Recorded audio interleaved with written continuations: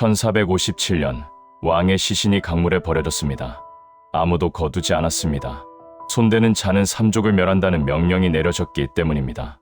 부모, 형제, 자식까지 모두 죽인다는 뜻이었습니다. 관리들도, 백성들도, 심지어 가까웠던 사람들조차 모두가 외면했습니다. 그런데 한 남자가 나섰습니다. 목숨을 걸고 시신을 건져 올렸습니다. 그는 왜 그랬을까요? 두 사람 사이에 무슨 일이 있었던 걸까요? 오늘은 역사 기록을 통해 그 숨겨진 4개월의 이야기를 살펴보겠습니다. 오늘날 우리에게 왕은 드라마에서나 보는 먼 역사 속 인물입니다. 하지만 조선시대의 왕은 하늘과 같은 존재였고 감히 눈도 마주칠 수 없는 절대 권력이었습니다. 왕의 얼굴을 직접 본 사람은 극소수에 불과했고 왕의 이름을 함부로 부르는 것조차 금기시되던 시대였습니다. 그런 왕이 유배를 갔습니다. 17살, 아직 어린 소년이었습니다. 조선 제6대 왕 단종은 숙부 수양대군에게 왕위를 빼앗기고 강원도 영월로 쫓겨났습니다. 1457년 6월의 일이었습니다. 단종의 삶은 처음부터 불행했습니다. 태어나자마자 어머니 현덕왕후를 잃었습니다. 12살에 아버지 문종마저 세상을 떠나면서 어린 나이에 왕위에 올랐습니다. 하지만 권력은 이미 숙부 수양대군의 손에 넘어가 있었습니다. 1455년 수양대군에게 왕위를 넘겨주고 상왕이 되었지만 그것도 잠시였습니다. 사육신의 복위 시도가 실패하면서 단종은 노산군으로 강등되어 영월로 유배되었습니다. 세조실록에는 노산군을 영월로 보내라는 기록이 남아 있습니다. 노산군, 왕에서 군으로 강등된 비참한 이름이었습니다. 한때 조선의 왕이었던 소녀는 이제 죄인이 되어 먼 산골로 끌려가야 했습니다. 단종이 유배된 곳은 청령포라는 곳이었습니다. 삼면이 깊은 강으로 막혀있고 뒤로는 험준한 육육봉 절벽이 솟아있어 배 없이는 나갈 수 없는 천혜의 감옥이었습니다. 지금도 청령포에 가려면 배를 타야 합니다. 570년 전 단종이 그랬던 것처럼 말입니다. 유배길은 고되었습니다. 한양에서 영월까지 약 350리, 지금으로 치면 140km가 넘는 거리였습니다. 왕이었던 사람이 죄인의 몸으로 험한 산길을 걸어야 했습니다. 도중에 한양이 보이는 고개에서 단종이 뒤를 돌아보며 눈물을 흘렸다는 이야기가 전해집니다.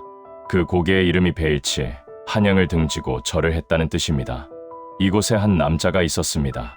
어문도, 영월의 호장이었습니다. 호장은 지방 행정을 담당하는 중인 신분의 관리로 높은 벼슬은 아니었지만 이 마을에서는 사실상 우두머리였습니다. 요즘으로 치면 면장이나 읍장 정도의 위치였다고 할 수 있습니다. 충의공엄 선생 실기에 따르면 어문도는 1404년생으로 단종보다 무려 37살이나 많았습니다. 당시 혼인 연령을 감안하면 할아버지와 손주뻘의 나이 차이였습니다. 쉰이 넘은 지방관리와 17살 폐위된 왕. 이 두 사람의 만남은 어떻게 시작되었을까요? 두 사람은 언제 처음 만났을까요? 공식 기록에는 남아있지 않습니다. 하지만 1900년 고종실록에 흥미로운 기록이 있습니다.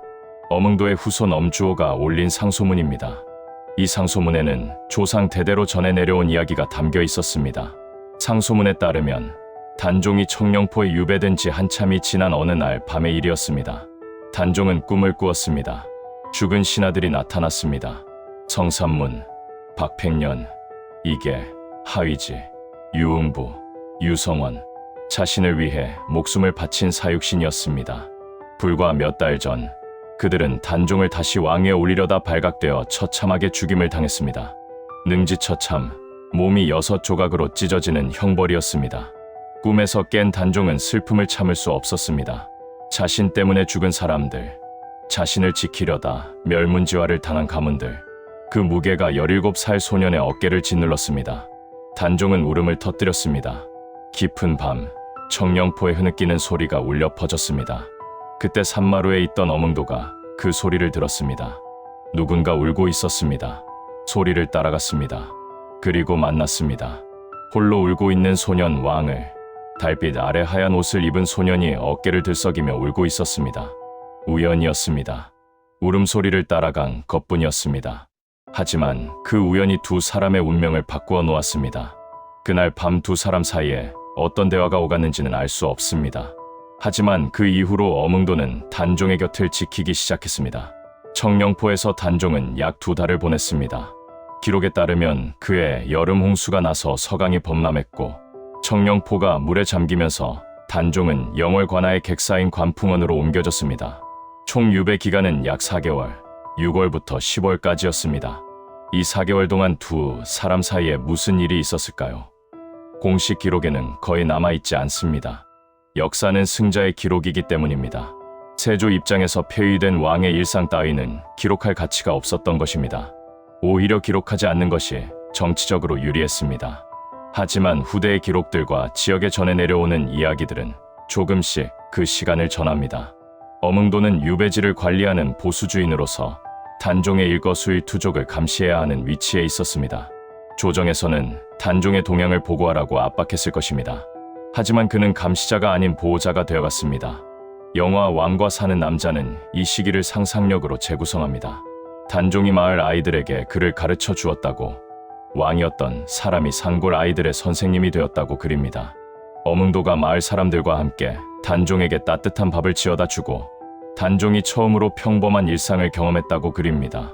기록에는 없지만 2달이라는 시간 동안 충분히 있었을 법한 따뜻한 일상입니다. 왕이었을 때는 경험하지 못했던 것들, 평범한 사람들과의 대화, 아이들의 웃음소리, 함께 밥을 먹는 시간, 어쩌면 단종에게 청령포에서의 시간은 비극 속에서 찾은 작은 평화였을지도 모릅니다. 지금도 청령포에는 단종이 심었다는 소나무가 남아 있습니다. 단종송이라 불리는 이 나무는 570년의 세월을 버티며 그때의 시간을 기억하고 있습니다. 1457년 10월, 불길한 소식이 전해졌습니다. 금성대군이 단종 복위를 시도하다 발각되었습니다. 금성대군은 단종의 숙부이자 세조의 동생이었습니다. 형의 행동을 용납할 수 없었던 그는 수능에서 군사를 모아 단종 복위를 꾀했지만 실패했습니다. 세조실록 세조 3년 10월 21일 기록에는 금성대군을 사사하였다. 송현수를 교형에 처하였다고 적혀 있습니다. 송현수는 단종의 장인이었습니다. 단종을 지키려던 사람들이 하나둘 죽어갔습니다. 이제 남은 것은 단종뿐이었습니다.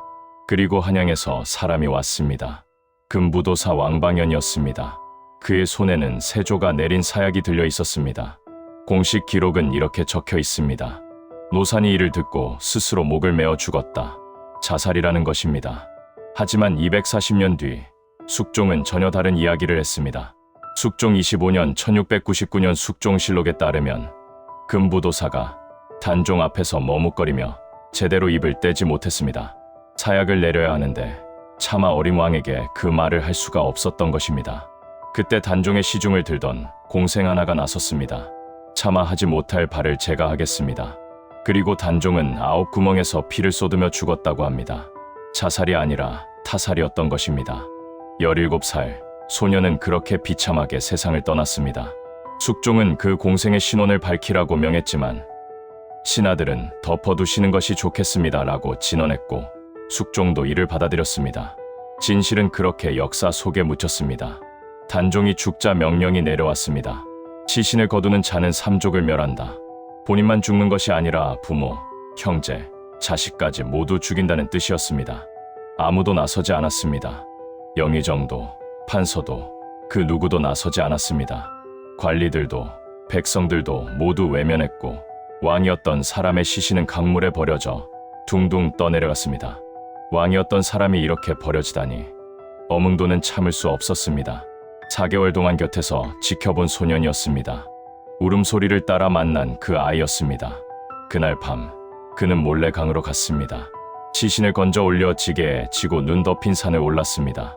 어디에 묻어야 할까 헤매다가 노루가 앉았던 자리를 발견했습니다.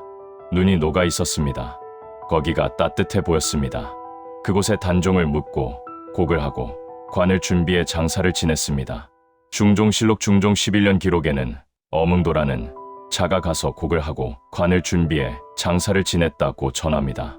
그 후 어몽도는 단종이 입고 있던 옷을 챙겨 계룡산 동학사로 갔습니다. 그곳에서 생육신 김시습을 만났습니다. 세상을 등지고 방랑하던 김시습이었습니다.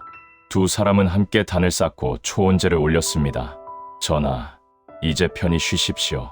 그리고 어몽도는 아들과 함께 남쪽으로 종적을 감추었습니다.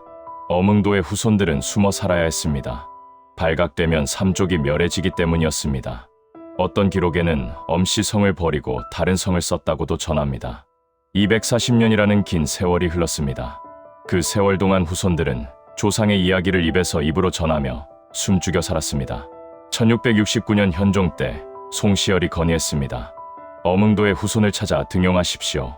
마침내 후손들이 세상에 나왔습니다.